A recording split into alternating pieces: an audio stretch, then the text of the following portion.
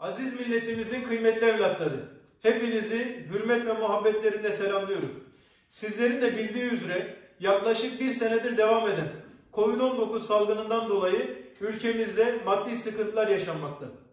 Bu süreç içerisinde yaklaşık bir yıldır hükümetten beklediği desteği bulamayan esnaf geçen günlerde bir ümitle televizyonun başına geçerek Sayın Cumhurbaşkanı'nın bizzat açıklamış olduğu esnafa destek paketini takip etti.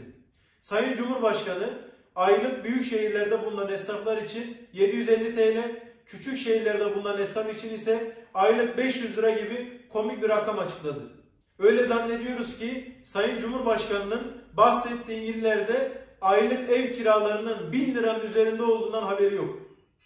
Biz buradan mecliste grubu bulunan 5 siyasi partinin temsilcilerine sesleniyoruz. Devletin kasasından sizlere verilecek olan 481 milyon 790 bin TL eski parayla 481 trilyon parayı devletin kasasına hibe etmeniz, oluşacak havuzda ise esnafımızın derdine derman olmanızı bekliyoruz. Biz Yeniden Refah Partisi olarak hazineden bir kuruş para yardımı almadan siyasi mücadelemizi şerefli ve onurlu bir şekilde devam ettirmekteyiz. Sizlerden de bu milletin evlatları olarak vatandaşımızın, esnafımızın seslerine kulağınızı tıkamayınız. Lütfen gerekeni yapınız.